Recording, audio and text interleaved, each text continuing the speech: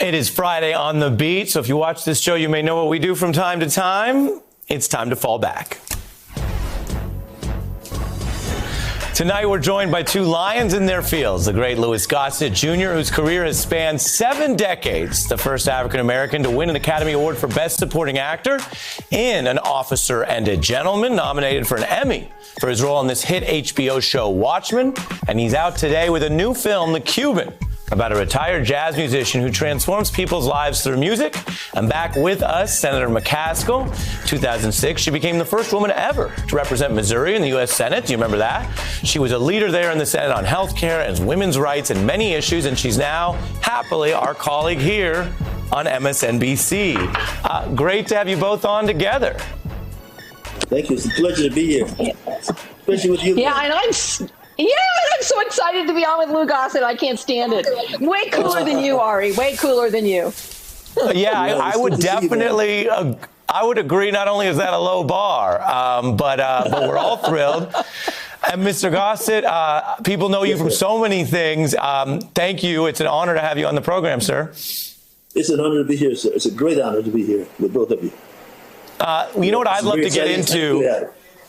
Say again. Sorry, I didn't hear you. Very exciting times we're living in. Well, yes, there's the saying, may you live in interesting times. I imagine you've had this feeling more than once, as I show, some respect for my elders. We wanted to begin, we talk about different things that should fall back, and the protests have rightfully focused on policing and systemic racism. We wanted with you here to also, I'll say on behalf of myself, we also think at times the media and Hollywood needs to fall back for the simplistic presentation of Black lives in America. And there's many ways to go into this. To get your thoughts, we did pull something really interesting, which is you and Eddie Murphy joking about this. The paucity and the limitations on roles for Black actors. Let's take a look. This scene bites. Yeah.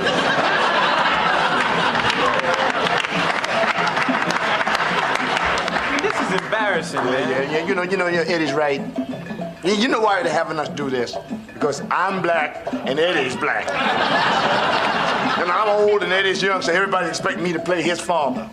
Just like everybody expected me to play Buckwheat, and for him to play Stymie because I'm Black and lose ballhead. Look.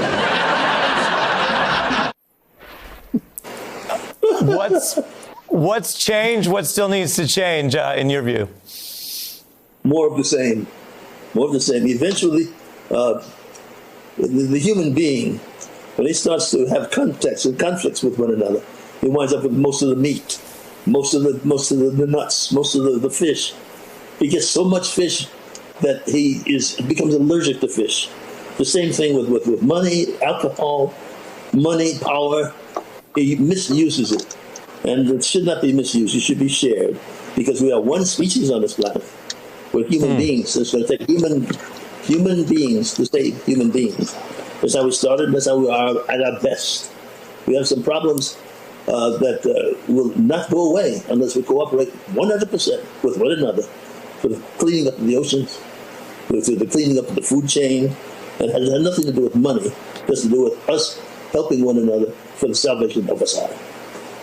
Eventually, that's all. It doesn't matter how much money you have. So he's hungry, feed him. What do you think when you look at this newer generation and the way they're leading some of these protests and discussions? Well, I think it's very exciting to see the multiracial people in the square. I don't think that was planned. I think it's going to be mostly Black. So whatever is happening in that energy of us needing to be with one another, they have grown by example in sports and in show business and in music, that we don't care what you look like. We love you or we don't like you. So that's the best direction.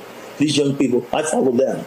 What I want to remind them of is upon whose shoulders they stand when things were right. So we need to add to the experiment so that if we don't do that, we all may as well be on a 747 airplane. And it's about to crash. But people are busy inside the plane fighting over who's going to be in first class. We need to cooperate on the salvation of the planet and the people. I like that on the plane. Claire, your thoughts? Let me tell you what my fallback Friday is. I have had it up to here with the men out there that are saying that the candidates for vice president are too ambitious or rub people the wrong way. We have an amazing group of women, and I've got news for you, Ari.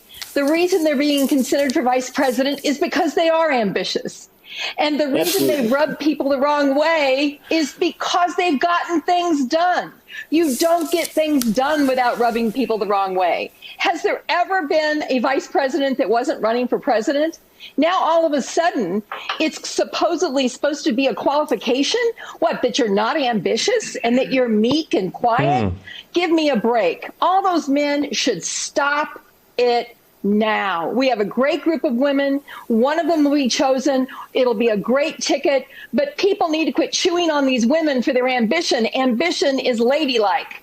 Hey, I'm Ari Melber from MSNBC. You can see more of our videos right here, or better yet, subscribe to our YouTube channel below.